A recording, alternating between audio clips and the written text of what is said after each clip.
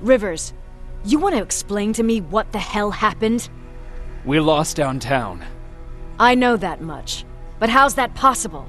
What happened to our defense systems? Alvin says one of our soldiers came with an order directly from you to reset the target settings for non-lethals. He said what? Alright. This is what I want you to do. Find whoever is responsible for sending that order. All the messengers have GPS tracking, so we're keeping tabs on their location. Find them and bring them to me. Understood. And Rivers, despite what I might say about our resident egghead, I truly have a hard time believing that my men are incompetent. So expect the unexpected. And you know what I mean by that. Do you think the infiltrator's back? We won't be sure until you find those messengers and confirm my suspicion. Now that you mention it... What? One of our soldiers said that it looked as if one of our guys led Skynet's attack. That only supports my case. As soon as you know what's going on, radio me. Who's Perry? You mentioned him before. The best soldier I ever fought beside. He was the one who brought me into the Resistance.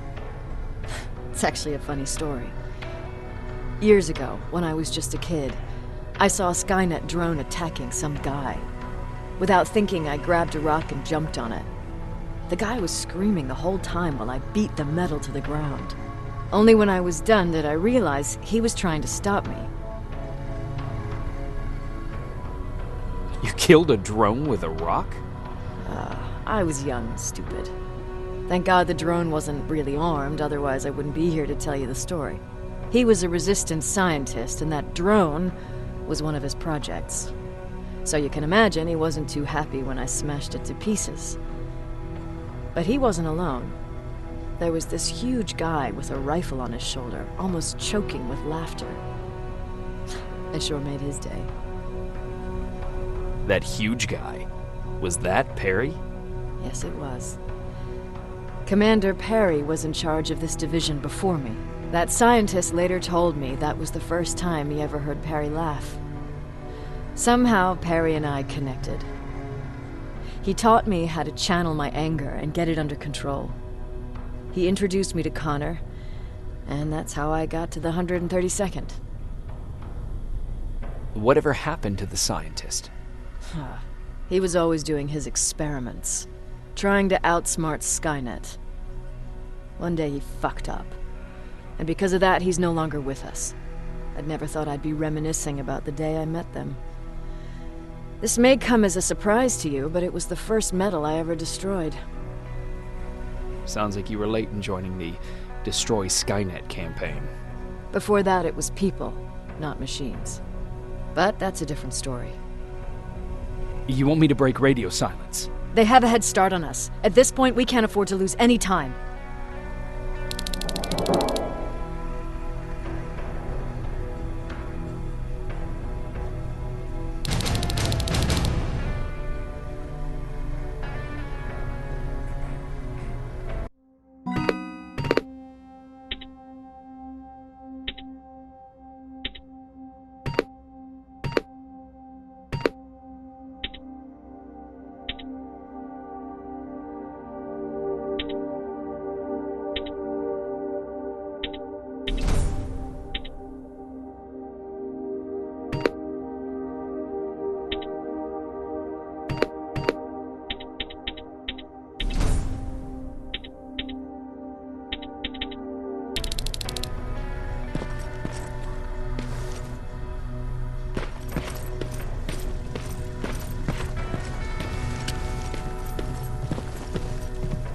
Jacob, you got a minute?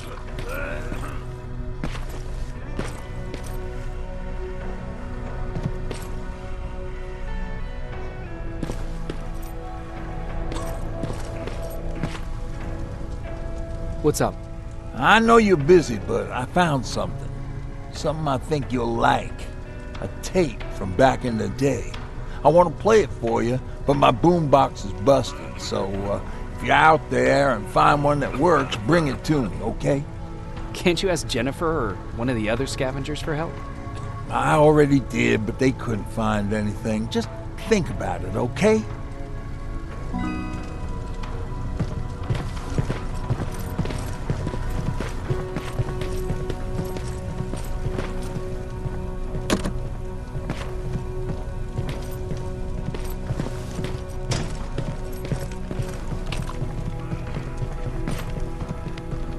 Wasn't expecting to find you here. You always seem to be out these days. Yeah, that's true. Lately, I've been making extra runs to stock up on resources. The truth is, I was even thinking about leaving. But right now, I'm just waiting for my team to head back to downtown to look for other survivors. Let's hope there still are some. I see that Patrick's doing better. He is. He's a fighter. Certainly has more courage than I do. Why did you want to leave? In the face of what's going on now, it will sound stupid, but it just got to be a bit much, you know? With Patrick hurt, I started to wonder if I'm even doing him any good by sticking around. I've been trying to protect him all this time, but I couldn't. I've proven that much already. First in Pasadena, then at our hideout. I was thinking that maybe he'd be safer here at the shelter. But don't worry, I changed my mind since. Is there something on your mind? Actually, I have a secret to tell you. You've a fan.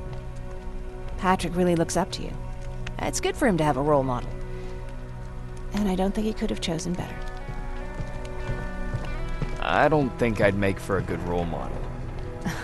I never knew Jacob Rivers could be so coy. Be proud, you're a hero.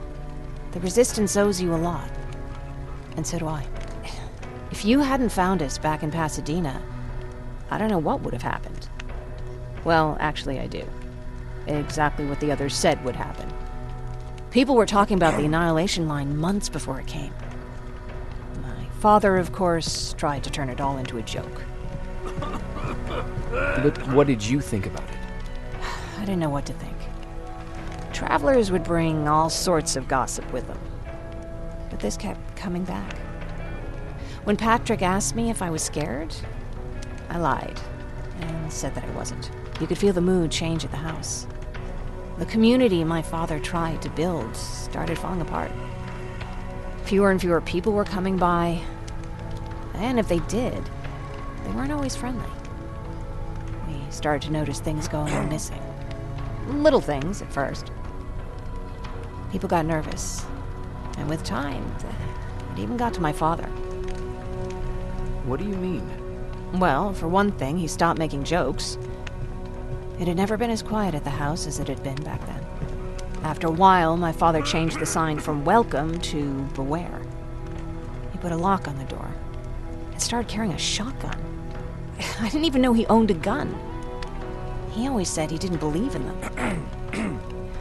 I wanted us to leave our house and run, but he didn't want to listen. Said it was the only place he could keep us safe.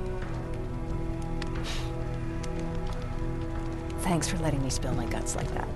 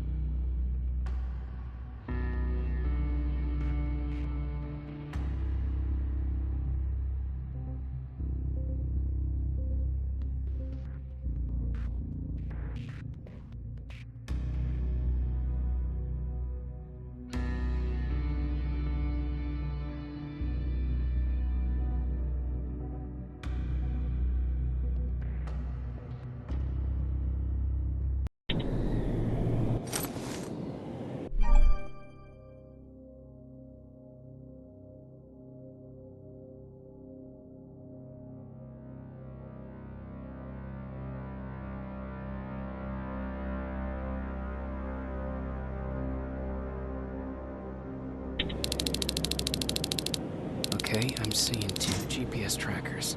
Those should be our guys. What the hell are they doing here?